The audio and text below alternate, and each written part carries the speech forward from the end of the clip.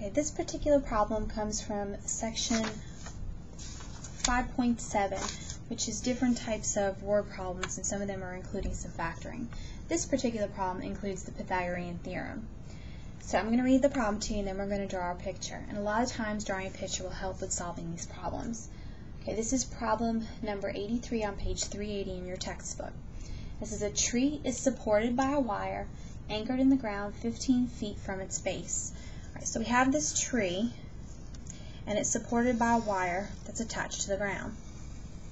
In other words, it's forming this right triangle. Okay, this would be my tree, this would be the wire, and this is the ground. We're looking at those three parts. All right, it says the tree is supported by the wire, which is anchored in the ground 15 feet from its base. Anytime you see that expression base, then you know that's the ground length. So this length is 15. The wire is 4 feet longer than the height that it reaches on the tree. So we'll say this is my tree height, I'm going to call it x, and the wire is 4 feet longer than that, which means the wire would be x plus 4. So there's the three parts to my picture. And if you put them in the wrong place, of course you're going to get the wrong answer. So you've got to be very sure to read the problem carefully. Now, Pythagorean theorem is the sum of the two sides squared equals the hypotenuse squared. Well, in this case, these are my two sides, and this will be considered the hypotenuse, because this is where my right angle would be, at the bottom of the tree, or where the tree meets the ground. So when I set up my problem, I'm going to do x squared plus 15 squared equals x plus 4 squared. Now the left-hand side is much easier to do. I can simplify the 15 squared to get 225. When you come over to the right, you must use a process that we call FOIL. A lot of people will make the mistake of saying that this is equal to x squared plus 16 because they just square the x and then they square the 4. That is actually incorrect.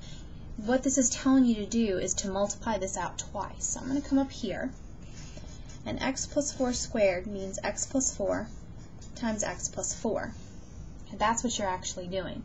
So we would want to multiply the first, which gives us x squared, the outside terms, which is 4x, the inside terms, which is another 4x, and then the last terms, which is 16. And then I can combine my like terms. So coming back to the problem, this is going to be equal to x squared plus 8x plus 16. And you can see if you do that method I was telling you about before and just square this and this, you're missing that middle term. And the reason why you can't do that is because of this plus sign right here. If there's ever a plus or a minus, that makes it what we call a binomial. And the only way you can square a binomial is to FOIL it out. Now, once you get to this part, you have an equation to solve. If you notice, when I start moving things around, if I move the x squared, it doesn't matter which side I start from, they're both going to cancel out. So it's no longer quadratic, it's now just a linear equation. I have 225 equals 8x plus 16. How would I solve this equation? Well, the first thing you're going to do is subtract your 16. So I get 209 equals 8x. And then I divide by 8. 209 divided by 8 is 26.125. Right, this is the distance for x. So x is 26.125 feet. In other words, the distance that the wire reaches on the tree is 26.125 feet. Now the question asks, how long is the wire?